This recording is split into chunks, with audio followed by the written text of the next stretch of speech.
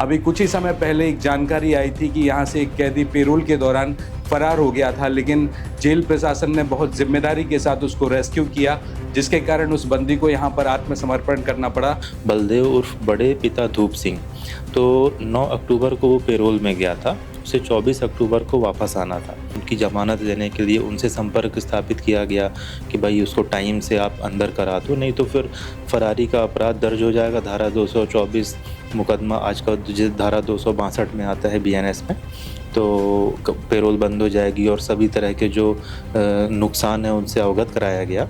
इसमें मुख्य रूप से हटा के जो हमारे जेलर हैं नागेंद्र चौधरी, उनकी भूमिका रही है। वो लगातार संपर्क में थे। जो बंदी है बलदेव, उसके घर वालों के, उसके बेटे बेटियों के, जमानतदार के, उनने समझाया बुझाया और काफ़ी इसमें सक्रिय भूमिका निभाई, तो उनका अहम योगदान रहा है। कोई बात हो गई, किसी से लड़ाई झगड़ा हो गया, कोई एफआईआर हो गई तो पेरोल बंद हो जाएगी, और समय से नहीं वापस आए तो पेरोल बंद हो जाएगी। तो लोग समझते हैं इसका महत्व कि फिर कभी भी जीवन में दोबारा पेरोल चालू नहीं होनी है। अगर किसी पे एफआईआर हो गई है, किसी भी कारण से बाद में कॉम्प्रोमाइज़ हो गया है, तो भी माननीय न्यायालय ने अगर कॉम्प्रोमाइज़ के आधार पे इनको दोषमुक्त भी कर दिया है, तो भी इनकी पेरोल वापस स्टार्ट नहीं होगी। ये जेल मैनुअल के नियमों में है। तो इतनी गंभीरता को समझते हुए भी इस तरह की घटनाएं कैसे हो जाती हैं, ये चिंता का विषय है। सपनों का घर अब दूर नहीं, क्योंकि पीएनबी हाउसिंग फाइनेंस लाया है आसान और भरोसेमंद होम लोन। नमस्कार, मैं हूं आपके साथ में भूपेंद्र सिंह और आप रिपब्लिक सागर मीडिया के साथ में हैं।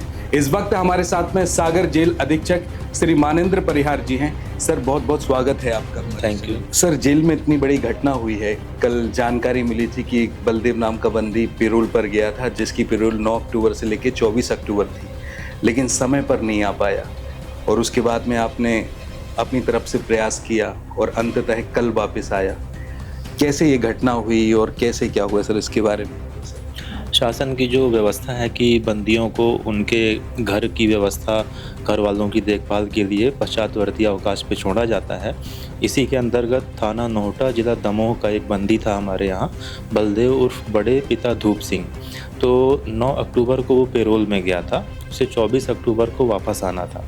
24 अक्टूबर को लेट हुआ।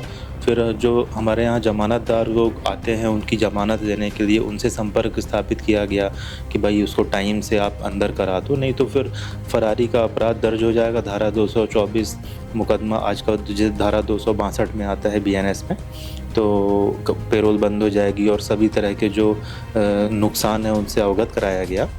तो पर उसके बाद 2 दिन तक पता नहीं चला, और 27 तारीख को संपर्क करते करते, लोगों से बात करते करते, हमारी सर्किल की दमोह और हटा जेल के अधिकारियों ने भी इसमें काफ़ी प्रयास किया और उसको 27 तारीख को सरेंडर कराया जेल पे।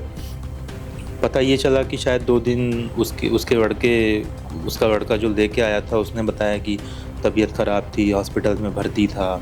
तो इस तरह की बातें आ रही हैं। अभी भी उस पर जांच चल रही है। हालांकि मामला अब गोपालगंज थाने को सौंप दिया गया है और उसके बाद तफ्तीश का काम तो उन्हें ही करना है, और जो भी हमसे सहयोग होगा हम उन्हें करेंगे। गोपालगंज थाने में एफआईआर हो गई, लेकिन पुलिस के द्वारा तो रेस्क्यू नहीं किया गया फरार कैदी को। तो किन किन अधिकारियों की इसमें भूमिका रही, कोऑर्डिनेशन से लेकर और उस बंदी को वहां से लेके यहाँ सरेंडर कराने तक की? इसमें मुख्य रूप से हटा के जो हमारे जेलर हैं नागेंद्र चौधरी, उनकी भूमिका रही है। वो लगातार संपर्क में थे। जो बंदी है बलदेव, उसके घर वालों के, उसके बेटे बेटियों के, जमानतदार के, उनने समझाया बुझाया और काफ़ी इसमें सक्रिय भूमिका निभाई, तो उनका अहम योगदान रहा है। और आगे ये क्या परिस्थितियाँ बनी, 2 दिन वो क्यों नहीं आ पाया, इसमें किसका दोष है, क्या गलतफहमी हुई उसको, इन सब पे अभी बात कर रहे हैं। अभी कथन वगैरह लेंगे हम सभी के, ताकि किसी निष्कर्ष पे पहुंचा जा सके। एक महत्वपूर्ण सवाल पूछना चाहता हूं सर। बहुत सेंसिटिव कंडीशन होती है कि जेल में आने के बाद सज़ा पड़ जाती है आजीवन कारावास, मतलब लगभग 14-15 साल जेल में रहना पड़ता है, और इतने लंबी अवधि के बाद उनको पेरोल मिलती है कि वो अपने परिवार के साथ कुछ समय बिता सके। ये इंटरव्यू काफ़ी लोग देख रहे होंगे, वो भी होंगे जिनके परिजन आज जेल में होंगे। तो उनको भी एक मैसेज हम देना चाहते हैं कि पेरोल का महत्व कितना है और बंदी को आना समय पर कितना ज़रूरी है और कितना महत्वपूर्ण है सर? देखिए, पेरोल की व्यवस्था तो इतनी महत्वपूर्ण व्यवस्था है कि बंदियों को पेरोल करवाते समय भी अवगत कराया जाता है इसके नियमों के बारे में। और जो भी 14 दिन इन्हें मिलते हैं, ये इनको घर की व्यवस्था देखने के लिए पर्याप्त होते हैं।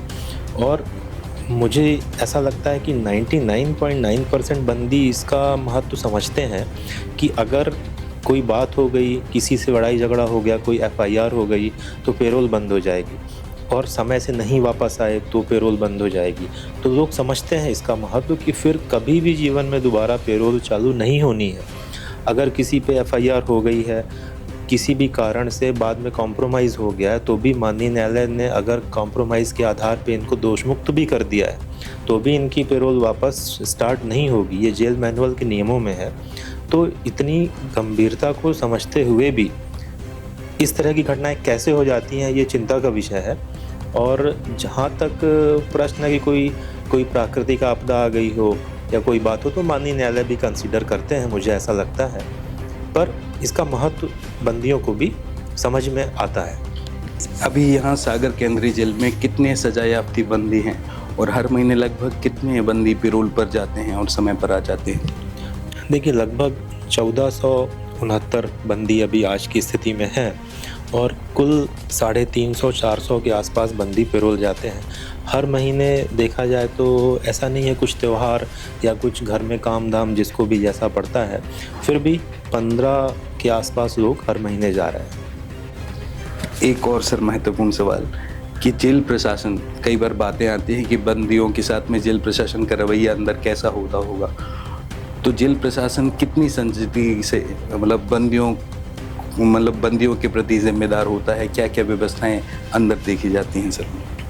देखिए, बंदियों की जो बेसिक नीड्स है वो तो रहना, खाना, सोना वो तो है ही। इसके अलावा जो जेल प्रशासन आजकल उनके पुनर्वास के लिए बहुत चिंतित रहता है।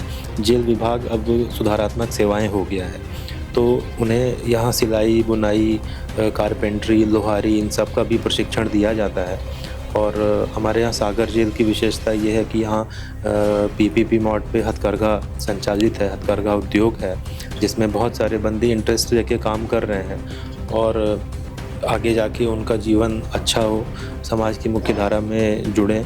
तो उन्हें मोटिवेट करने के लिए बीच बीच में काउंसलिंग भी होती है, आध्यात्मिक कार्यक्रम भी होते हैं, योगा होता है, और उनकी मुलाकात की भी व्यवस्था प्रॉपर होती है, ताकि उनका मन अच्छा रहे और वो पॉजिटिव सोच पाएँ और आगे जीवन में रिहा होने के बाद भी पॉजिटिव काम करें। सागर की यहाँ खुली जेल है, उसकी भी काफ़ी चर्चा होती है, तो एक छोटा सा एक जानकारी दे दीजिए कि वहाँ के जो बंदी होते हैं, कैदी होते हैं, वो अपनी लाइफ को कैसे सरवाइव करते हैं और खुली जेल का मतलब सर आखिर क्या है? देखिए, खुली जेल की व्यवस्था प्रारंभ करी गई थी कि अपने परिवार के साथ, अपनी पत्नी के साथ, माँ के साथ, भाई बहन के साथ बंदी रह पाए। तो पात्रता के आधार पे हमारे यहाँ खुली जेल में 12 कुटिया है, जिसमें कि बंदी अपने परिवार के साथ निवासरत रहते हैं। उन्हें अपने भोजन पानी की व्यवस्था खुद करनी होती है। इंफ्रास्ट्रक्चर हम प्रोवाइड करते हैं, बिजली, पानी और कमरे। तो उसके बाद ये सूर्योदय के बाद जब निकलते हैं, दिन भर अपना रोज़गार करते हैं, अपनी रोजी रोटी कमाते हैं। उसके बाद सूर्यास्त के बाद वो घर आ जाते हैं, और बहुत अच्छा कॉन्सेप्ट है, सफल कॉन्सेप्ट है। आज तक कभी ऐसी कोई शिकायत भी नहीं हुई, सभी लोग नियम से खुली जेल में अपना जीवन यापन कर रहे हैं। लगभग कितने लोग होंगे सर यहाँ पर खुली जेल? 12 लोग। सर बहुत बहुत धन्यवाद चैनल के साथ में जुड़ने के लिए। जैसा कि आपने देखा कि अभी हमारे साथ में सागर केंद्रीय जेल अधीक्षक मानेंद्र सिंह परिहार थे। अभी कुछ ही समय पहले एक जानकारी आई थी कि यहाँ से एक कैदी पेरोल के दौरान फरार हो गया था, लेकिन जेल प्रशासन ने बहुत जिम्मेदारी के साथ उसको रेस्क्यू किया, जिसके कारण उस बंदी को यहाँ पर आत्मसमर्पण करना पड़ा। लेकिन यहाँ के गोपालगंज थाने में एक शिकायत दर्ज हुई है, जिसकी विवेचना अभी चलेगी और न्यायालय में वो मामला है। अब देखना आगे ये होगा कि जिसके परिजन यहाँ पर जेल में निरुद्ध हैं और आगे लगातार जो पेरोल पर जाते हैं, वो इस घटना के बाद कितने रिस्पॉन्सिबिलिटी के साथ वापस इस जेल में वापस कदम रखते हैं। सपनों का घर अब दूर नहीं, क्योंकि PNB हाउसिंग फाइनेंस लाया है आसान और भरोसेमंद होम लोन। वो भी सागर से 75 किलोमीटर तक दूर के सभी लोगों को मिलेगी खास सुविधा।